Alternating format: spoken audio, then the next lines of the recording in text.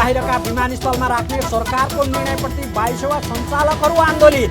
बुधबारदेखि उडान बन्द गर्ने घोषणा। हवाई उडान नरोक्न व्यवसायीहरूलाई प्राधिकरणको चेतावनी। महँगी बढेर चरम उत्कर्षमा पुगेको भन्दै सांसदहरूद्वारा सरकारको ध्यानाकर्षण। आपूर्ति व्यवस्था सहज बनाइराख्न बाध्यात्मक रूपमा मूल्य वृद्धि गर्नु परेको सरकारको स्पष्टीकरण। र पुँजी बजारमा देखिएको समस्या समाधान गर्न प्रमुख प्रतिपक्ष एमालेद्वारा सरकारको ध्यानाकर्षण। 3 सातादेखि लगातार घट्दै आएको शेयर बजारमा मङ्गलबार भने अप्रत्याशित फलाङ। हामी छौं पल पल तपाईसँग, हिमाल पहाड तराईसँग, साथ छ हाम्रो बढ्ने कदमलाई। सलाम छ ती पोरखे हातहरूलाई, जिन्दगी सजाइदिन्छौँ हामी, हर सासको साथी बन्छौँ हामी। सुरक्षा अनि समृद्धि प्राण छ हाम्रो। आफू पनि बचौं, अरूलाई पनि बचाऊ। आजै नेपाल लाइफमा जीवन बिमा गरौँ। हामी हौ नेपाल लाइफ। नेपाल लाइफ, किनकि जीवन अमूल्य छ।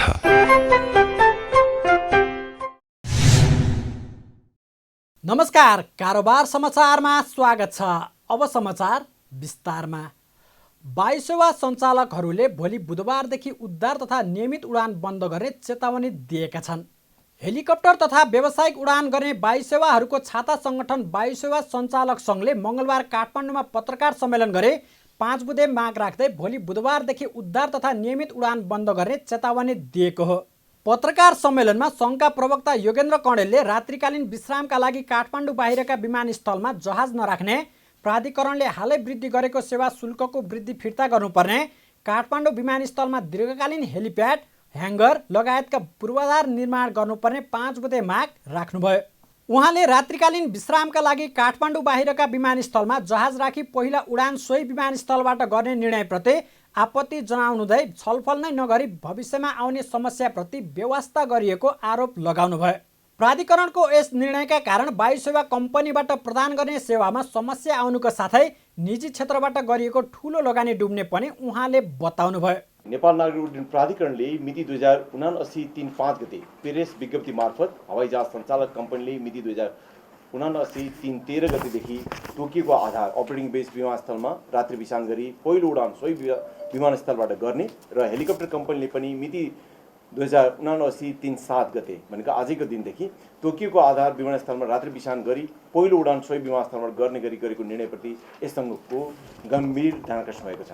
उल्लेखित निर्णय गर्दा सम्बन्धित हवाई सेवा कम्पनीहरूसँग छलफल नगरी भविष्यमा आइपर्ने समस्याहरूप्रति व्यवस्था गरिएको र एकपक्षीय रूपमा स्वेच्छाचारी निर्णयले वायु सेवा कम्पनीहरूबाट प्रदान गर्ने सेवाहरूमा समस्या उत्पन्न गएको तथा निजी क्षेत्रबाट गरिएको ठूलो लगानी डुब्ने अवस्था सिर्जना भएको बेहोरा स्पष्ट पार्न चाहन्छौँ।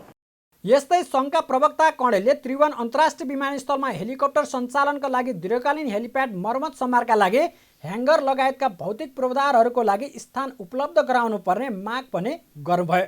पत्रकार सम्मेलनमा सङ्घका अध्यक्ष क्याप्टेन रामेश्वर थापाले नेपालका वायुसेवा कम्पनीहरूले आफ्नो फाइदाभन्दा माथिको सेवा दिए पनि सरकार र प्राधिकरणले इतिहासमै पहिलोपटक दमनकारी प्रवृत्ति देखाएको आरोप लगाउनुभयो। उहाँले प्राधिकरणले भनेका कुराहरूलाई मान्दा पनि ट्रक टेम्पो व्यवसायीलाई गरे जस्तो व्यवहार गरेको आरोप पनि लगाउनुभयो। हामी यसमा गर्वसाथ भन्छौँ कि नेपालको एभिएसन इन्डस्ट्रीले आफ्नो बेनिफिटभन्दा पनि प्रफिटभन्दा पनि माथि उठेर र आफ्नो व्यवसायलाई साँच्चै भन्नुपर्दाखेरि सेवाको हिसाबले र अगाडि बढाउन एकदमै दत्तचित्त भएर लागिरहेको अवस्था छ। आज यसलाई यो सायद नेपालको सिभिल एभिएसन इन्डस्ट्रीको हिस्ट्रीमै पहिलोचोटि यो किसिमको दमनकारी प्रवृत्ति देखा भएको छ। नेपाल सरकार र हाम्रो नियामक निकाय नेपाल नागरिक उड्डयन प्राधिकरणको सहितको एउटा संलग्नतामा नेपाल नागरिक उड्डयन प्राधिकरण हाम्रो नियामक निकाय हो र उसको नियमको कुराहरू हामीले अन्तर्राष्ट्रिय हिसाबले हामीले चाहिँ भए गरेका र सबै कुराहरू र सबै कुरा हामीले मान्नु पनि पर्छ। हामी मानिआएका छौँ र सेफ्टीमा कुनै कम्प्रोमाइज गरेका छैनौँ। यी सबै कुरा हामी गर्दा गर्दै पनि र कुनै एउटा ट्रक व्यवसायीले अथवा चाहिँ कुनै एउटा टेम्पो व्यवसायीले गरेको जस्तो व्यवहार हामीलाई भयो। यो व्यवसाय त्यस्तो होइन। सङ्घका अध्यक्ष थापाले पोखरा र भैरहमा रहेको विमानस्थलको घाटालाई पूर्ति गर्न नागरिकमाथि भारी बोकाइएको आरोप समेत लगाउनुभयो। यता प्राधिकरणले वायु सेवा कम्पनीहरूलाई हवाई उडान नरोक्न चेतावनी दिएको छ।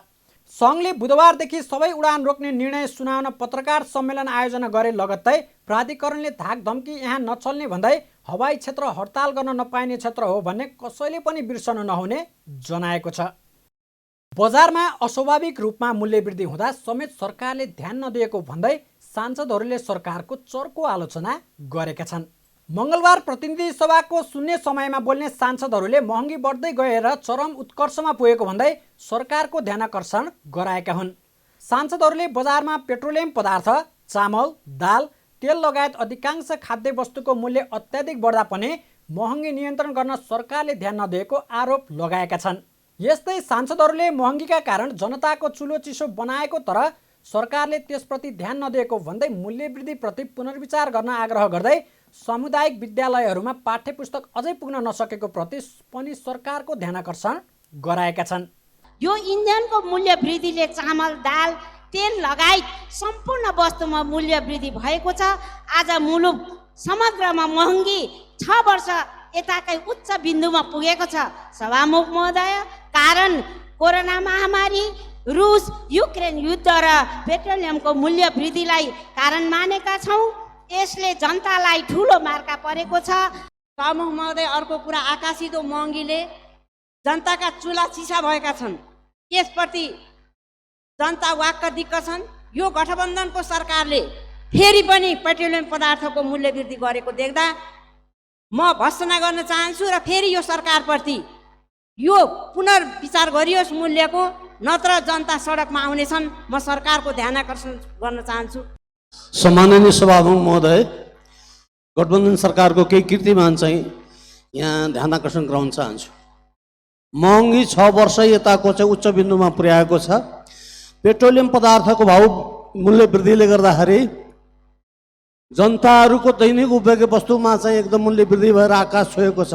अति संवेदनशील एसपिपीलाई आइपिएसको अङ्ग बनाउने सूक्ष्म ढङ्गले चाहिँ यो उद्धत रहेको छ।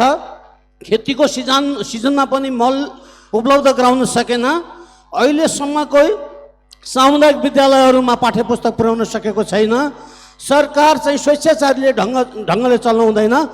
शून्य समयमा बोल्ने सांसदहरूले बजेट निर्माणका क्रममा अर्थमन्त्रीले भित्र पठाउनु भएको अपरिचित व्यक्ति सार्वजनिक गर्न माग गर्नुका साथै प्रदेशका मन्त्रीले सरकारी गाडीको दुरुपयोग गरेको आरोप लगाउँदै सरकारले त्यसतर्फ खोजी नगरेको पनि बताएका छन्।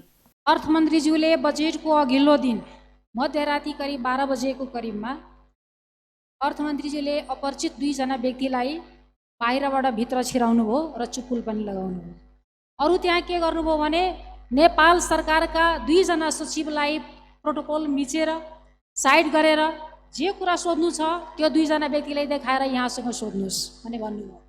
म सोध्न चाहन्छु ती 2 जना व्यक्ति को थिए? यहाँ सार्वजनिक हुनुपर्छ। यस्ता कुरा हाम्रो दलका नेताहरूले उठाइरहँदाखेरि को हुन् त्यो दलका नेता? को हुन् त्यो नेकपा एमाले? को हुन् त्यो स्पष्टीकरण माग्ने? म सोध्न चाहन्छु। के तपाईँ हेर्न सक्नुहुन्छ? यहाँ तपाईँको ठिक जस्ट राइट साइडमा हामी यहाँ बसिरहेछौँ। हामीलाई सिसिटिभी क्यामेरा सार्वजनिक यहाँ हुनुपर्छ। उच्च स्तरीय छानबिन समिति गठन हुनुपर्छ। यस्ता कुराहरू उठाइराख्दाखेरि नेकपा एमालेलाई समेत नचिन्ने हाम्रा सत्ता पक्षका अर्थमन्त्रीज्यू, उहाँको भाइरल भएको छ भिडियो। म यहाँ चुनौती दिन चाहन्छु। तपाईँ को हो? तपाईँ त्यस्तो कुरा बोल्ने? यहाँ सार्वजनिक हुन्छ कि हुँदैन?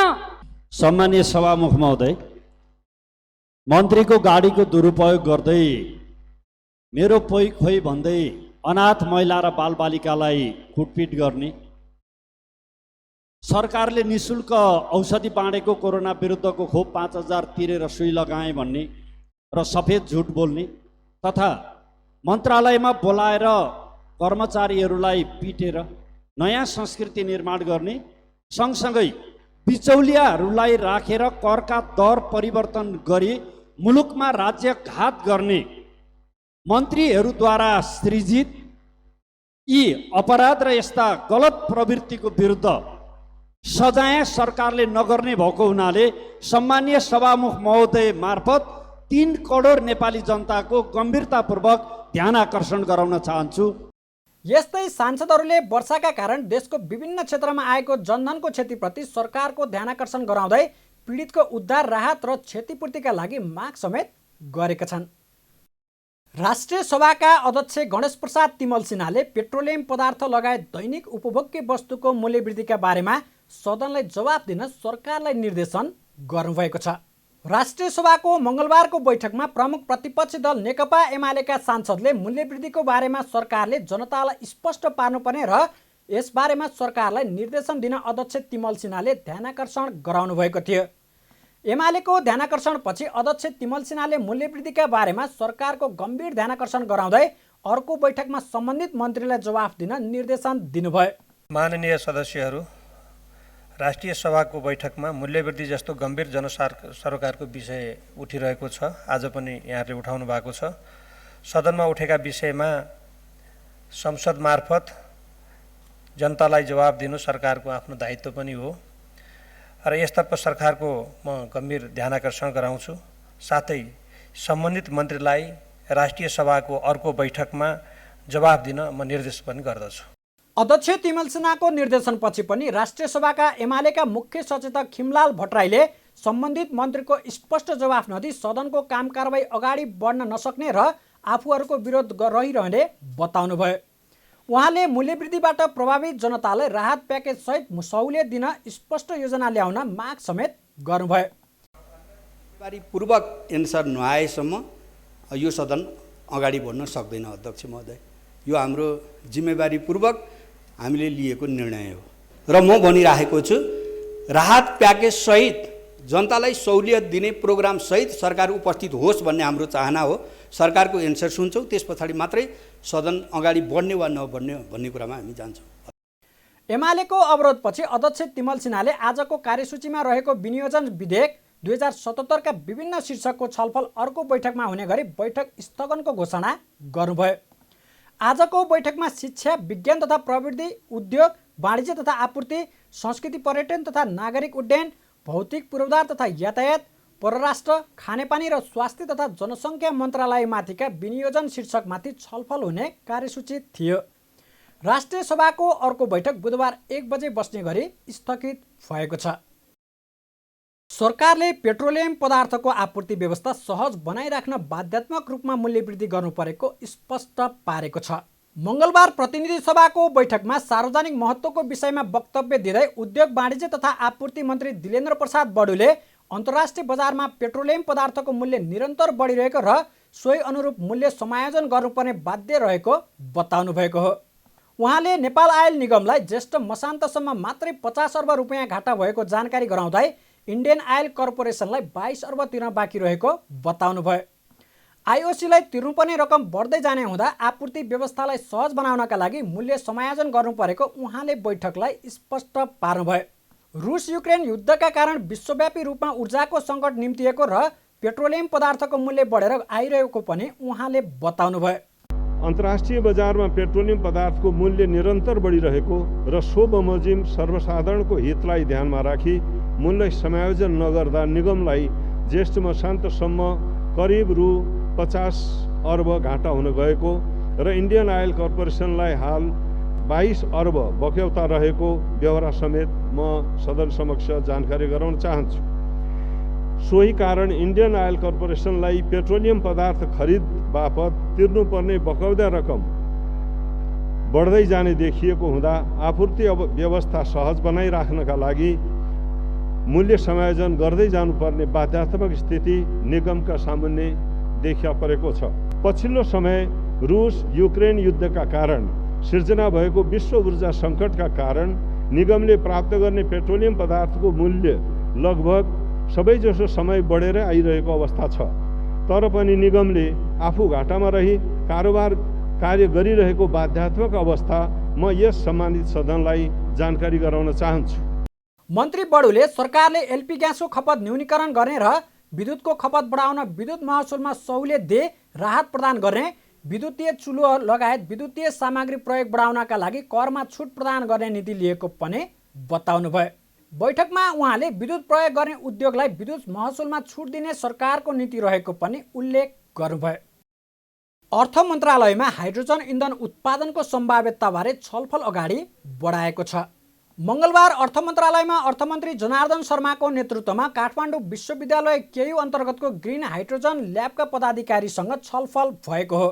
छलफलमा अर्थमन्त्री शर्माले विकसित देशहरू धमाधम हाइड्रोजन इन्धन उत्पादनमा केन्द्रित हुने थालेको प्रसङ्ग निकाल्दै तत्काल 100 मेगावाटको हाइड्रोजन प्लान्ट लगाउने विषयमा आवश्यक अध्ययन र प्रविधि सहयोग जुटाउने कार्यमा संलग्न हुन केयुका पदाधिकारीहरूलाई निर्देशन दिनुभयो। अर्थमन्त्री शर्माले लगानी बोर्ड मार्फत लगानीकर्ताको खोजी गर्ने जानकारी पनि गराउनु भएको थियो। रासायनिक मल कारखाना खोल्न विभिन्न देशका अन्तर्राष्ट्रिय कम्पनीहरूले इच्छा देखाइरहेको जानकारी गराउँदै उहाँले हाइड्रोजन इन्धनबाट मल कारखाना सञ्चालन गर्ने विषयमा छलफल अघि बढाउने पनि बताउनु भएको थियो। छलफलमा ग्रिन हाइड्रोजन ल्याबका प्रमुख विराज सिंह थापाले 100 मेगावाटको ग्रिन हाइड्रोजन प्लान्ट 1.5 वर्षमा तयार गर्ने गरी अन्तर्राष्ट्रिय कम्पनीहरूले प्रस्ताव गरिरहेको जानकारी गराउनु भएको थियो। उहाँले विभिन्न देशमा ग्रिन हाइड्रोजनको अभ्यास तथा पेट्रोलियमलाई विस्थापित गरी ग्रिन हाइड्रोजन अवलम्बन गर्ने नीतिका बारेमा पनि जानकारी गराउनु भएको थियो। प्रमुख प्रतिपक्ष दल नेकपा एमाले पुँजी बजारमा देखिएको समस्या समाधान गर्न सरकारको ध्यानाकर्षण गराएको छ। प्रतिनिधि सभाको मङ्गलबारको बैठकमा समय माग गर्दै एमालेका प्रमुख सचेतक विशाल भट्टराईले पुँजी बजार सङ्कटपूर्ण अवस्थामा गुज्रिरहेको बताउनुभयो। पुँजी बजार धराशायी हुँदा सिङ्गो अर्थतन्त्रमै गम्भीर असर परेको र लगानीकर्ताहरूको लगानी जोखिममा परेको उल्लेख गर्दै उहाँले पुँजी बजारको पुनरुत्थान गर्न सरकारको ध्यानाकर्षण गराउनुभयो। नेपाल राष्ट्र बैङ्कले आफ्ना नीतिहरूलाई पुनरावकलन गरेर भए पनि पुँजी बजारको जोखिम हटाउनु पर्ने माग पनि गर्नुभयो। वर्तमान अर्थमन्त्रीले यो लगानीकर्ताहरूलाई चुनौती दिने गरी फेरि एउटा अर्को अभिव्यक्ति दिनुभयो र उहाँहरूले फेरि त्यसबेला प्रतिवाद पनि गर्नुभयो। लगानीकर्ताहरूले प्रतिवाद गरेपछि 3 महिनाभित्र तपाईँहरूको समस्या हामी समाधान गर्छौँ भन्नुभएको थियो। 3 महिना पनि गुज्रिसक्यो तर उहाँहरूका कुनै समस्याहरूको समाधान भएको छैन र आफ्नो जीवनलाई नै जोखिम पारेर त्यसका अगुवा सङ्घर्ष समितिका संयोजक अहिले आमरण अनसनमा हुनुहुन्छ। यस्तो बेलामा लाखौँ नेपालीहरू आबद्ध भएको, लाखौँ नेपालीहरूले भरोसा गरेको यो सेयर मार्केटलाई हामीले कुनै न कुनै रूपमा पुनरुत्थान गर्न जरुरी छ। त्यसका लागि अर्थमन्त्रीले एउटा जोखिमयुक्त कदम उठाएर, अर्थ मन्त्रालयले कदम उठाएर भए पनि, नेपाल राष्ट्र ब्याङ्कले आफ्ना नीतिहरूलाई पुनरावलोकन गरेर भए पनि यो सेयर मार्केटका लगानीकर्ताहरूको जुन जोखिम छ त्यो जोखिमबाट पुनरुत्थान गर्नका लागि जोरदार रूपमा हामी माग गर्न चाहन्छौँ। एमालेका प्रमुख सचेतक भट्टराईले लगानीकर्ताहरूले आत्महत्या गर्ने तहसम्मको अवस्था उत्पन्न भएको भन्दै राज्यले आफूलाई बेखबर र गैरजिम्मेवार बनाउन नहुने बताउनुभयो। उहाँले लगानीकर्ताको सुरक्षा राज्यले गर्नुपर्ने पनि बताउनुभयो। एमालेका प्रमुख सचेतक भट्टराईले पुँजी बजार सुधारको माग राखे अनसनरत तिलक कोइरालाको स्वास्थ्य अवस्था गम्भीर हुँदै गइरहेको भन्दै कोइरालाको माग सम्बोधन गर्न पनि सरकारसँग माग गर्नुभयो। हामीले राज्यको तर्फबाट यसमा यथोचित ध्यान दिन सकिएन र लगानीकर्ताहरूको सुरक्षा गर्न सकिएन भने राज्य कसैको अभिभावक बन्न सक्दैन। त्यसो भएको हुनाले जसले यसलाई जुवा भनिदिनु भयो उहाँहरूले पनि आफूलाई परिमार्जन गरेर यत्रा लाखौँको सङ्ख्यामा रहेका लगानीकर्ताहरूको लगानीलाई सुरक्षित गर्नुपर्ने दायित्व छ। नेता त्यत्तिकै भइँदैन, नेताहरूले जनताको सुरक्षा पनि गर्न सक्नुपर्छ। त्यसो भएको हुनाले ती अभिव्यक्तिहरूलाई पनि सच्याएर अर्थ मन्त्रालयको प्रतिबद्धता पुरा गर्ने गरी नेपाल राष्ट्र ब्याङ्कले पनि आफ्ना कतिपय कुराहरूमा पुनरावलोकन गरेर हामीले छिटोभन्दा छिटो यत्रो दिन अनसन बसिरहनु भएको छ, अनसनमा बसिरहनुभएका तिलक कोइरालाको स्वास्थ्यका लागि पनि, उहाँहरूको जीवन रक्षाका लागि पनि र लाखौँ नेपालीहरूको लगानीलाई सुरक्षा गर्नका लागि पनि शीघ्रातिशीघ्र नेपाल सरकारले, अर्थ मन्त्रालयले उहाँहरूको मागलाई सम्बोधन गरोस् र उहाँहरूका मागहरू पुरा गरोस् भन्ने कुरा म जोरदार माग गर्न चाहन्छु। यस्तै एमालेका प्रमुख सचेतक भट्टराईले पुँजी बजारलाई नोक्सान हुने गरी नेताहरूले अभिव्यक्ति दिने गरेको उल्लेख गर्दै आफ्नो अभिव्यक्ति सच्याउन नेताहरूलाई आग्रह समेत गर्नुभयो। नेपाल धितोपत्र बोर्डले पनि नेपाल राष्ट्र बैङ्कको कारण शेयर बजारमा समस्या आएको भनी दोष लगाएको छ। प्रतिनिधि सभाको बैठकमा अर्थमन्त्री जनार्दन शर्माले राष्ट्र बैङ्कको नीतिका कारण शेयर बजारमा समस्या आएको भने आरोप लगाइरहँदा धितोपत्र बोर्डले पनि राष्ट्र बैङ्कलाई दोष लगाएको हो। मङ्गलबार आयोजित पत्रकार सम्मेलनमा बोर्डका अध्यक्ष रमेश कुमार हमालले 4/12 राष्ट्र बैङ्कको नीतिका कारण बजार घटेको स्पष्ट पार्नुभयो। बजारका विषयमा आफूहरूले विज्ञसँग कुरा गरेको भन्दै सबैले 4/12 का कारण बजार घटेको बताएको उहाँको भनाइ छ।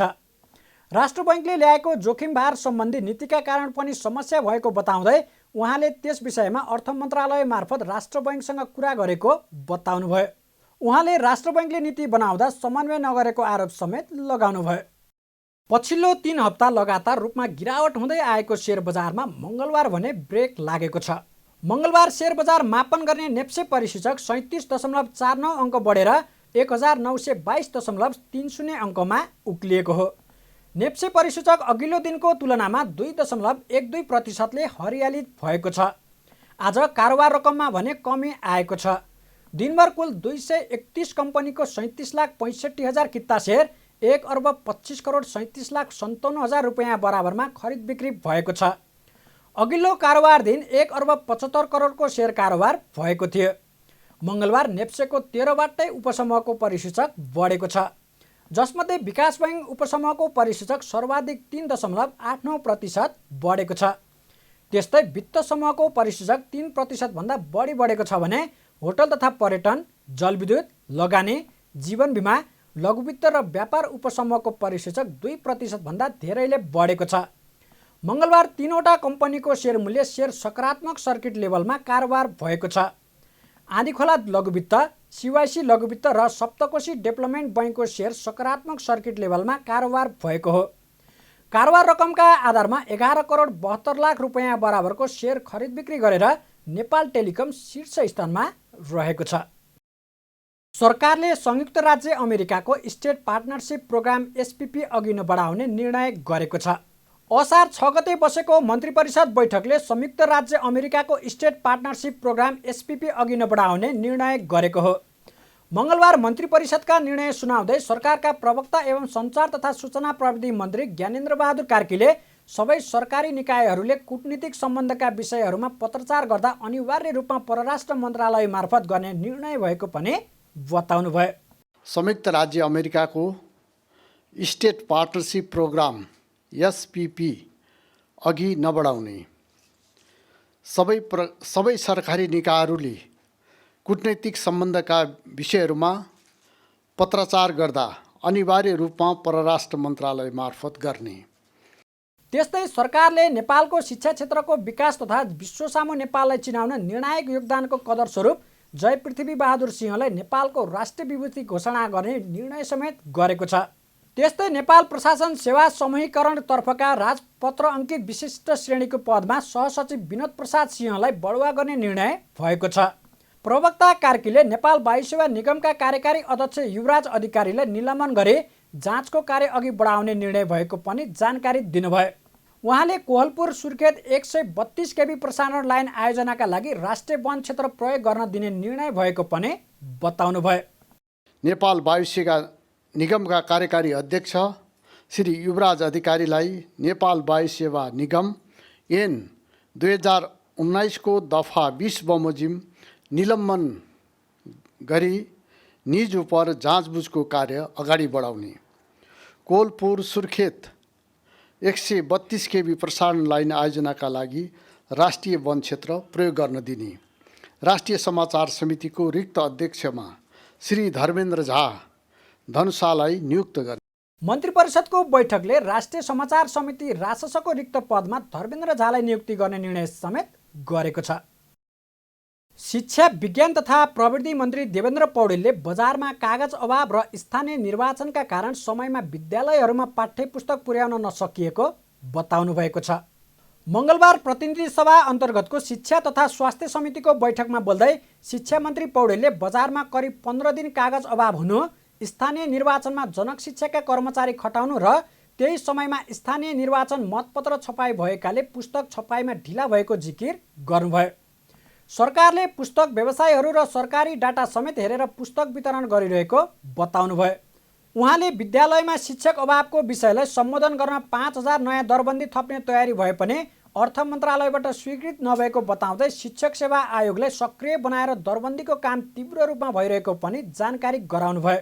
5000 दरबन्दी मार्गका छन्। अब यो कुरा कुरा अर्को मन्त्रालयले दोस्रो गर्न खोजेको हामीले प्रस्ताव गरेर पठाएको भनेपछि त्यसपछि गएर यहाँ इङ्ग्लिस तिनवटा विषय चाहिँ अनिवार्य कसरी प्रबन्धी काम गरेर जानु पऱ्यो भने अब त्यहाँबाट व्यवहार गर्दा चाहिँ सहमति नभइकन क्याबिनेट पनि भएन अथवा सहमति पनि भएन अहिले पनि चाहिँ पुनरावलोकन गर्ने भनेर आएको छ हामीले पठाएकै हो र दरबन्दी मिलान प्रक्रिया सुरु भइरहेछ तल चाहिँ संविधानले दिएको संहिता अनुसार तल सुरुवात भएको छ शिक्षक सेवा आयोग अलिकति निष्क्रिय जस्तो भएको छ तुरन्तै सक्रिय बनाएर शिक्षक सेवा आयोगले कुनै तहका परीक्षा लियो अब अन्तर्वार्ता लिएर त्यो पनि हामीले दरबन्दी मिलानका तिनवटा तरिका अस्थायी दरबन्दी सिर्जना गरेर शिक्षा सेवा आयोगबाट परीक्षाबाट पास गराएर ल्याएर अनि दरबन्दीको चाहिँ बढी लगेर कम्पाउन्डरको मिलान गरेर यी तिनवटा तरिकाले चाहिँ दरबन्दीको समस्या हल गर्ने। बैठकमा शिक्षा सचिव यादव प्रसाद कोइरालाले पाठ्यपुस्तक छपाई प्रक्रियामा नै समस्या रहेको बताउनुभयो। उहाँले पाठ्यपुस्तक छाप्नका लागि भदौ महिनामा नै ऋण लिनुपर्ने र छपाईको काम गर्दा ब्याज बढेर दोब्बर हुने भएकाले पुस्तक छपाईको काम ढिलो भइरहेको दाबी गर्नुभयो। सचिव कोइरालाले पाठ्यपुस्तकको मूल्य स्थिर राख्नका लागि सरकारले निजी क्षेत्रले छाप्न नदिएको पनि बताउनुभयो। उहाँले निजी क्षेत्रले छपाई गर्दा प्रतिस्पर्धा नहुँदा सिन्डिकेट लाग्ने बताउनुभयो। उहाँले पाठ्यपुस्तक छपाईमा समस्या आउनुमा सार्वजनिक खरिद ऐनले समस्या बनाएको पनि दाबी गर्नुभयो। जसरी पाठ्यपुस्तक छपाई गर्नको लागि अहिले भदौमा सुरु गर्यो भनेदेखि नि उसले ऋण लिनुपर्छ बैङ्कबाट। पाठ्यपुस्तक बिक्री कहिले हुन्छ असारमा गएर बिक्री हुन्छ अथवा चाहिँ वैशाख जेठमा गएर बिक्री हुन्छ भनेपछि 7 महिनाको बढी उसको कति हुन्छ भनेदेखि उसले 50 करोड ऋण लियो भनेदेखि 50 करोड अर्को थप्नुपर्छ 1 अरब त उसले दिनुपर्ने हुन्छ नि। त्यो कारणले गर्दा पनि उसले जहिले पनि पाठ्यपुस्तक छपाई गर्दा आउँदै मङ्सिरदेखि सुरु गर्दछ मङ्सिर पुसमा फागुन चैतसम्म छपाई गरेर लान्छ। एउटा मैले भित्री कुरा मात्रै भनेको जसले गर्दा हामीले किन संस्था सरकारी संस्था भएको हुनाले त्यसलाई कसरी दरबिलो गर्नुपर्छ हामीले कोही सुझाव पाऊँ त्यसलाई त्यहाँको कर्मचारीले व्यवस्था कसरी गर्ने सुझाव पाऊँ त्यहाँको संगठनले कसरी दरबिलो गर्नुपर्छ यसलाई फेरि निजी क्षेत्रमा गयो भनेदेखि अर्को समस्या हुन्छ। अहिले 1.5 अरब सरकारले पाठ्यपुस्तक खरिद गर्छ निजी क्षेत्रमा जाने बित्तिकै 7 अरबले पनि खरिद गर्न सक्दैन किनभने प्रतिस्पर्धै हुँदैन उनीहरू त सिन्डिकेट हुन्छ। त्यो कारणले गर्दा पनि यसले बचाएको के हो भनेदेखि मूल्य नियन्त्रण गर्न पनि बचाउनु पर्छ। बैठकमा सांसदहरूले समयमा नै विद्यालयमा पाठ्यपुस्तक पुर्याउने विषयमा सरकार अझै गम्भीर नभएको आरोप लगाएका थिए। सांसदहरूले विद्यार्थीलाई पाठ्यपुस्तक पुर्याउने विषयमा सरकारले सामान्य प्राविधिक विषय देखाएर पन्छिन खोजेको आरोप लगाउँदै पाठ्यपुस्तक समयमा पुर्याउन नसक्ने गैरजिम्मेवार र असक्षमता भएको पनि बताएका थिए। पत्रकारिताबाट राजनीतिमा प्रवेश गर्ने घोषणा गर्नुभएका रवि लामिछानेले नयाँ दल निर्माण गर्नुभएको छ। मङ्गलबार राष्ट्रिय सभा गृहमा एक कार्यक्रम आयोजना गरी लामिछानेको नेतृत्वमा राष्ट्रिय स्वतन्त्र पार्टी सार्वजनिक गर्नुभएको हो। उहाँले आफ्नो पार्टी चुनाव चिन्हको रूपमा घन्टी पनि प्रस्ताव गर्नुभएको छ। लामिछाने सभापति रहने पार्टीमा हाल 25 जना सदस्य रहने जनाएको छ भने सदस्यहरूको नाम सार्वजनिक गरिएको छैन। दल दर्ताको काम सम्पन्न भएपछि मात्रै सबै सदस्यहरूको नाम सार्वजनिक गर्ने जनाएको छ। नयाँ दल निर्माणको घोषणा गर्दै लामिछानेले आफ्नो पार्टीले प्रत्यक्ष निर्वाचित प्रधानमन्त्री र मुख्यमन्त्रीको प्रावधान अवलम्बन गर्ने घोषणा पनि गर्नुभयो। निर्वाचनमा राइट टु रिकल र राइट टु रिजेक्टको व्यवस्था पनि आफ्नो पार्टीको अवधारणा रहेको बताउनुभयो। पार्टीले कुनै पनि भातृ सङ्गठन नबनाउने र व्यापारीहरूबाट चन्दा नउठाउने घोषणा समेत उहाँले गर्नुभयो। राष्ट्रिय स्वतन्त्र पार्टीमा कोही कार्यकर्ता हुनुपर्ने छैन, सदस्य मात्रै हुने हो। कुनै भातृ सङ्गठन छैन, हुँदैन, हुनु हुँदैन। कुनै पनि भातृ सङ्गठन छैन। त्यो भातृ सङ्गठनको पसल थापेर ती कार्यकर्ता पाल्नको लागि राज्य कोषको ढुकुटी खर्च गर्ने व्यवस्था गरेका छैनौँ। नो, पाइँदैन। सञ्चालन गर्नको निमित्त हामी कुनै पनि ठुला उद्योगी व्यापारीहरूबाट चन्दा कहिल्यै पनि लिँदैनौँ। सरकारले आगामी मङ्सिरमा सङ्घीय र प्रदेश निर्वाचनको तयारी गरिरहँदा लामिछानेले टेलिभिजन पत्रकारिता छाड्दै राजनीतिमा प्रवेश गरेको औपचारिक घोषणा गर्नुभएको हो। उहाँले आफ्नो पार्टीका धारणा सार्वजनिक गर्दै क्षमता भएका युवाहरूलाई आफ्नो पार्टीमा आबद्ध हुन आह्वान समेत गर्नुभएको छ। लामिछाने नेतृत्वको नयाँ पार्टीको घोषणा सभामा केही चर्चित कलाकारहरूले समेत सहभागी जनाएका छन्। कार्यक्रममा चर्चित कलाकार राजाराम पौडेल, प्रेमराजा महत र किरण केसी पनि सहभागी हुनुभएको थियो। कारोबार समाचारमा अब सुन चाँदी र विदेशी विनिमय दर सम्बन्धी जानकारी।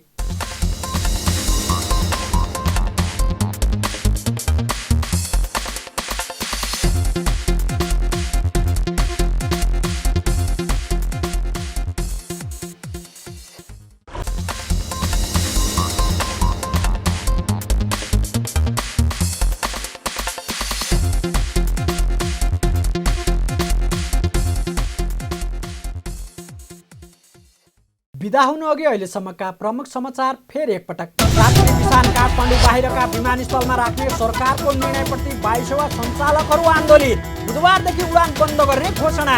हवाई उडान नरोक्न व्यवसायीहरूलाई प्राधिकरणको चेतावनी। महँगी बढेर चरम उत्कर्षमा पुगेको भन्दै सांसदहरूद्वारा सरकारको ध्यानाकर्षण। आपूर्ति व्यवस्था सहज बनाइराख्न बाध्यात्मक रूपमा मूल्य वृद्धि गर्नु परेको सरकारको स्पष्टीकरण। र पुँजी बजारमा देखिएको समस्या समाधान गर्न प्रमुख प्रतिपक्ष एमालेद्वारा सरकारको ध्यानाकर्षण। 3 सातादेखि लगातार घट्दै आएको शेयर बजारमा मङ्गलबार भने अप्रत्याशित पलायन। कारोबार समाचार सकियो। हामीलाई बिदा दिनुहोस्।